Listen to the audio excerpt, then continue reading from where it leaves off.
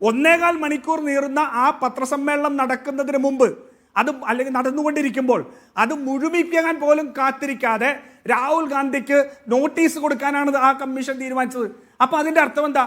ഈ ഉന്നയിക്കപ്പെടുന്ന ആരോപണങ്ങൾ സത്യമാണെന്ന് തെരഞ്ഞെടുപ്പ് കമ്മീഷന് ബോധ്യമുണ്ടെന്നുള്ളതും അത് തങ്ങളുടെ കുറ്റമാണെന്ന് കൃത്യമായിട്ടുള്ള ബോധ്യത്തിന്റെ അടിസ്ഥാനത്തിൽ തന്നെ, എന്നാൽ അത് മറച്ചു വെക്കുന്നതിന് വേണ്ടി ആ മെസ്സഞ്ചറെ ഷൂട്ട് ചെയ്യുക എന്നുള്ള സംഘപരിവാറിന്റെ രീതിയിലേക്ക് തെരഞ്ഞെടുപ്പ് കമ്മീഷൻ അതപ്പതിച്ചിരിക്കുന്നു.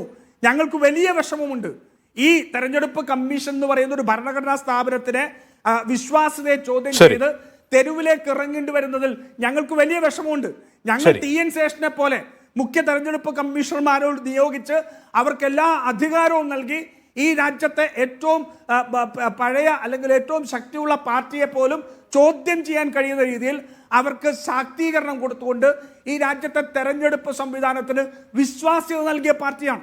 ആ പാർട്ടിക്ക് ഇന്ന് ആ സംവിധാനത്തിനെതിരെ പുറത്തിറങ്ങേണ്ടി, തെരുവിലേക്ക് ഇറങ്ങേണ്ടി വരൂ എന്നുള്ളത് ഏറ്റവും വലിയ അപമാനകരമോ അല്ലെങ്കിൽ ഒരു മനസ്സുകൊണ്ട് വിഷമുണ്ടാക്കുക. പക്ഷേ രാജ്യത്തെ രക്ഷിക്കാൻ ഇന്ന് മറ്റൊരു മാർഗമില്ല. തെരുവിലേക്ക് ജനങ്ങൾ ഇറങ്ങിയാൽ മാത്രമേ ഈ രാജ്യത്തെ രക്ഷിക്കാൻ കഴിയൂ എന്നുള്ള സാഹചര്യത്തിലേക്ക് നമ്മൾ എത്തിയിരിക്കും.